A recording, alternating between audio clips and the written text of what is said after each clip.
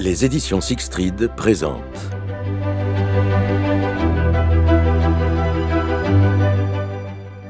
Le rituel des Musgraves de Conan Doyle, avec Jean-Marie Fonbonne dans le rôle de Watson et Philippe Lejour dans celui de Sherlock Holmes.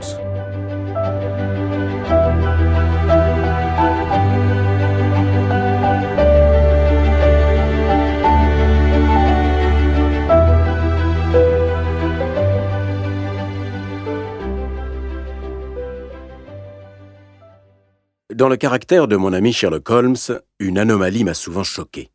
Bien que dans sa démarche intellectuelle il fût le plus méthodique et le plus ordonné de tous les hommes, bien qu'il affectât aussi pour s'habiller une certaine élégance du genre strict, il pratiquait dans la vie courante un débraillé qui aurait jeté hors de ses gonds n'importe quel compagnon d'existence. Dieu sait si, à cet égard, j'étais peu conventionnel. Mon séjour mouvementé en Afghanistan avait couronné une disposition naturelle à la vie de bohème, et j'étais devenu plus négligent qu'il n'aurait convenu à un homme de l'art. Tout de même, je m'imposais des limites. Mais quand je tombe sur un partenaire qui range ses cigares dans le seau à charbon, son tabac au fond d'une babouche et sa correspondance sous la lame perforatrice d'un couteau à cran d'arrêt fiché en plein milieu de la tablette de la cheminée, alors j'arbore des airs vertueux. De même, j'ai constamment soutenu que l'entraînement au pistolet était un passe-temps de plein air. Voilà pourquoi lorsque Holmes, en proie à une humeur bizarre, s'assied dans un fauteuil avec son instrument à double détente, une centaine de cartouches, et entreprend de dessiner sur le mur un patriotique VR Victoria Regina en point grêlé, je ressens fortement que ni l'atmosphère ni le décor de notre salon ne s'améliorent. Des reliques diverses, relevant de la chimie ou de la criminologie, erraient à l'aventure dans l'appartement. Elles occupaient les positions les plus invraisemblables. J'en retrouvais dans le beurrier, par exemple, à moins que ce ne fût dans des endroits encore moins recommandés. Mais ces papiers surtout me mettaient au supplice. Holmes avait horreur de détruire des documents, en particulier ceux qui se rapportaient à des affaires finies. 1 ou 2 fois par an, il rassemblait toute son énergie pour les étiqueter et les classer.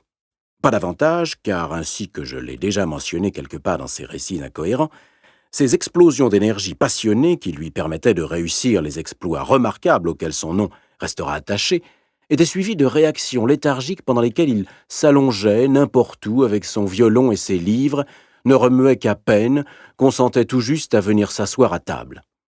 De mois en mois, ces papiers s'accumulaient donc jusqu'à ce que l'appartement croulât sous les manuscrits qu'il ne fallait mettre au feu sous aucun prétexte et dont seul le propriétaire pouvait disposer. Nous étions assis un soir d'hiver au coin du feu, et je me hasardais à lui suggérer que, puisqu'il avait achevé de coller des coupures de presse dans son recueil personnel, il pourrait employer les 2 heures à venir à rendre notre salon un peu habitable. Holmes ne put pas nier le bien-fondé de cette requête, et plutôt maussade, il se rendit dans sa chambre, d'où il revint en tirant derrière lui une grande malle métallique. Il l'immobilisa au milieu de la pièce, leva le couvercle et s'assit devant elle sur un escabeau. Elle était déjà remplie pour un tiers de rouleaux de papier entourés de rubans rouges. « Il y a là pas mal d'affaires, Watson, » me dit-il en me jetant un regard malicieux. « J'ai l'impression que si vous connaissiez le contenu de cette malle, vous me prieriez de sortir quelques paquets au lieu d'en mettre d'autres. » Serait-ce donc les archives de vos premiers travaux ? Je vous ai souvent demandé de m'en parler. Oui, mon garçon, tout cela a trait à des affaires, hélas prématurées, puisque je n'avais pas encore de biographe pour s'occuper de ma gloire. Il tira plusieurs paquets, les uns après les autres, d'une main caressante, presque tendre. Oh, ce ne sont pas que des réussites, Watson, mais dans le nombre, il y a quelques jolis petits problèmes. Ah, voici le dossier des assassins de Tartleton et l'affaire Vamberry. Vamberry, le marchand de vin, vous rappelez-vous ?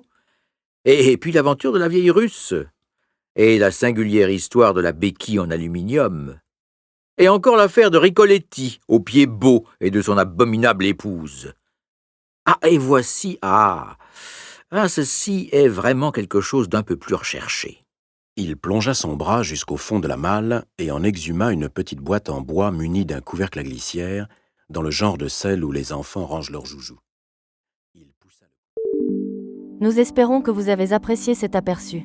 Pour continuer à écouter ce livre audio sur Google Play Livres, utilisez le lien dans la description de la vidéo.